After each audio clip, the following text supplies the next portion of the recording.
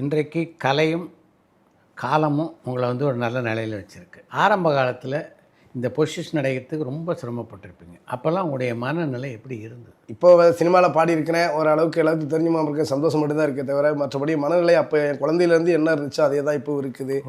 நான் 2 வயசில் என் ஊர் எப்படி இருந்துச்சு அப்படிங்கிற அந்த ஒரு இது எனக்கு நல்லா ஞாபகம் இருக்குது. நம்மளுடைய பாரம்பரியம், பண்பாடு, கலாச்சாரம் எல்லாத்தையும் வந்து நான் வந்து 77 பிறந்தது.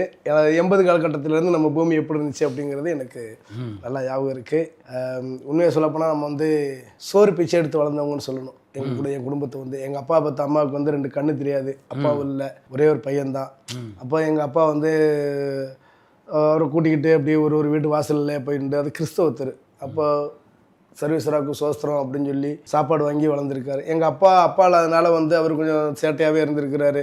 ரொம்ப துமுறுதனமாக இருந்திருக்காரு. இல்லாத வேலையெல்லாம் பண்ணியிருக்கிறாரு, கண்டிக்கு ஆள் இல்லாதனால. அதுக்கப்புறம் அப்படியே கொஞ்சம் கொஞ்சமாக தஞ்சாவூரில் வந்து நாதஸ்வரம் படிக்க ஆரம்பிச்சு, எப்படியே இருந்தால் கெட்டு போயிடுவான் அப்படின்னு ஒரு கலைஞன் ஒருத்தட்ட நாதஸ்வரம் படிக்க வச்சு, அதுக்கப்புறம் ஒரு கலைஞர் நான் இசைக்கருவியை தொட்டோன்னா அவர் கொஞ்சம் மனிதாமனம் கொஞ்சம் கொஞ்சமாக மாறி, அதுக்கப்புறம் ஒரு கஷ்டப்படுற எங்கள் அம்மா வந்து இந்திரா 4 பெண்களில் ஒரு பொண்ணாக எங்கள் அம்மா இருந்தாங்க. அவங்களுக்கு அப்பா கிடையாது.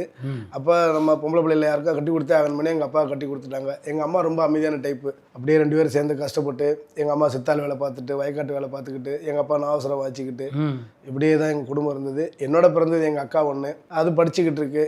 சரி, நம்ம குடும்பத்தை ரன் பண்ணணும்னா யாராச்சும் ஒரு ஆள் வேலையில் இறங்கினாதான் இன்னும் நம்ம குடும்பத்தை ரன் பண்ண முடியும் அப்படிங்கிற ஒரு நம்பிக்கை ஏதோ என்னென்னு தெரியல. நான் சின்ன பிள்ளையிலே ஆற்றுல மீன் பிடிச்சி அதை கொண்டாந்து தண்ணியில் போட்டு வச்சுட்டு பள்ளிக்கூடத்துக்கு போயிட்டு பாதியில் கட்டடிச்சு வந்து அந்த மீனை வெட்டி குழம்பு வச்சு வச்சுட்டு முள்ளு நறுக்கி சோறாக்கி எங்கள் அம்மா வேலை முடிஞ்சு வந்தவொடனே அதை சாப்பிட வச்சு, அப்படி சின்ன பிள்ளையிலே குடும்ப கஷ்டங்களில் பங்கெடுத்துக்கிட்டதுனால எனக்கு அந்த மைண்ட்லேயே தான் இருந்துச்சு. வீட்டுக்கு ஏதாச்சும் செய்யணும். இப்போ காலைல தூங்கி எழுந்திரிச்சிக்கிட்டு போயிட்டு வந்தோன்னா அங்கிட்டு காட்டுகளில் என்ன கிடைக்குதோ காய்கறி அந்த இதுன்னு என்ன கிடைக்குதோ, பரண்டை கிடைக்குதோ, என்ன கிடைக்குதோ அது தொட்டுக்கு கொண்டாந்து கொடுத்துருவேன் குழம்புக்கு. அந்த மாதிரி இருந்தேன்.